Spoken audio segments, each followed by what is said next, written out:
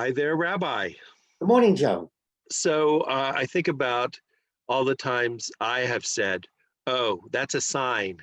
I shouldn't do this," or and some people accuse me of interpreting God's signals as a soothsayer, and I don't claim to be that at all, or I would have a lot more money in my bank account. But can you talk about the difference between a sign and wonder and a miracle? So for our ancestors, everything was a sign and a wonder from God. They didn't make a distinction as we do between, oh, I hope there's a miracle, or, oh, that was a miracle. No.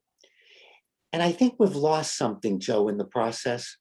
I think our ancestors were onto something because they were amazed. When the sun rose, it was a sign. It was amazing. When the sun set, it was amazing. When there was smoke on the horizon, when there was a thunderstorm, when there were changes in the daily pattern, when the crops came in, when we harvested the wheat and the barley, when people harvested the apples, the fruits, the berries, everything was a sign and wonder from God because our ancestors connected this world with God's handiwork. They saw God in everyday life. They saw God in childbirth.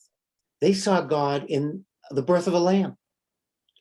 And so they didn't make the distinction between this is what always happens and this is outside the realm of what always happens. Sometime in the 5th or 6th century, the word miracle begins to appear, and the common meaning is suspension of the laws of nature, something that's supernatural. And we have lots of neat expressions. We talk about the paranormal. We talk about suspension of the laws. And we say, oh, that must be a miracle. But what's fascinating, as the centuries wore on, science was able to teach us that nothing was a suspension of the laws of nature. All these events were the laws of nature that God created. God didn't create a system and then go about violating it. He created a system where events can happen that we didn't understand, but now we do. We know about tornadoes, thunderstorms. We know a lot of events that happen because certain things come together in the natural. Well, who created the natural world? God did.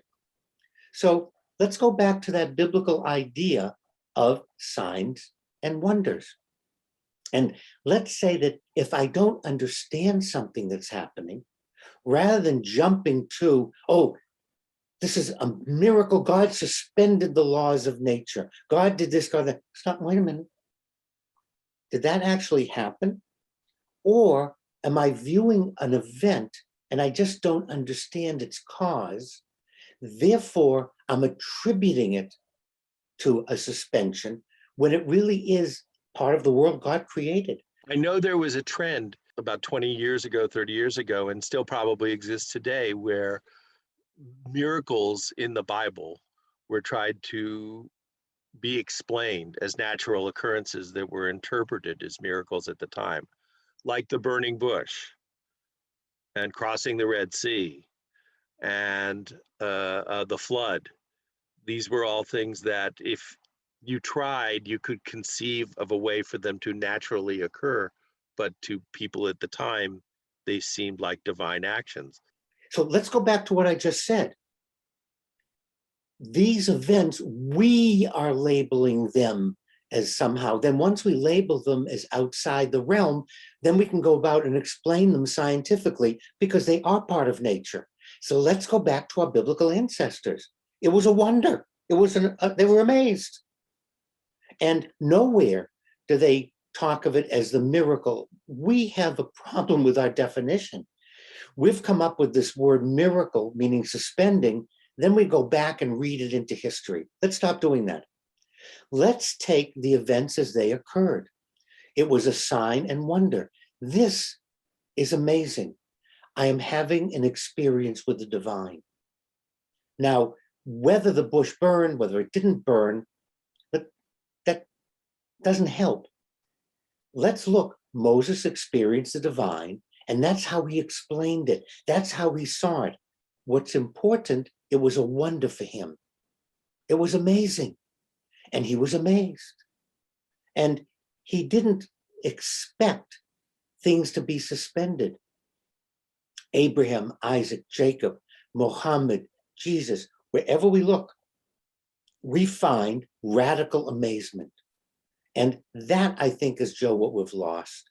We've lost this ability to see signs and wonders for what they are, wonderful events happening.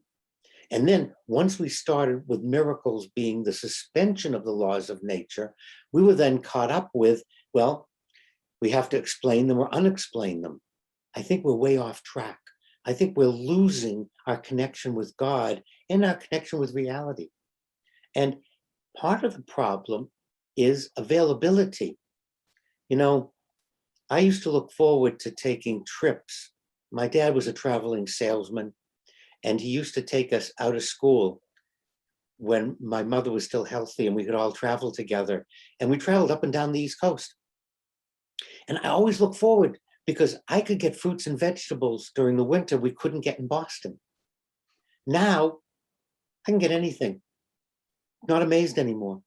It doesn't, the wonder is gone because we have seemed to have access and too much to anything. But we still could have wonder when we get something in a supermarket instead of being blasé. And I think that's what's missing in our discussion. We want to have suspension of God's laws. Doesn't happen because it's all part of God's laws. It's all nature. They're all events and we've been explaining them. So let's go back to being amazed, having wonder, seeing how wonderful this event was and not spend the time dissecting it. And let's get rid of the word miracle, meaning suspension of the laws of nature. Let's be amazed. Let's be thankful for all the things we have and see them as part of God's world that we live in instead of dismissing them. Well, I see that sense of wonder. I blame supermarkets, just like you. But when I show little children seeds that I put in the dirt, and 2 weeks later, little green things start to come growing up out of them, the excitement on their faces and the amazement. And I think you're right, that's the connection that we lost. But is that because we become accustomed to so many things happening, or we've become disconnected from the origins of everything? It's both of them. We've become disconnected from the process, and we've become cynical, and we've become blasé about the wonders of the universe. That's one of the neat things we could learn from our children. Well, I don't wonder about your signs. Thank you again for that bit of wisdom, which I will try and carry on to my everyday life. And thank you all for listening.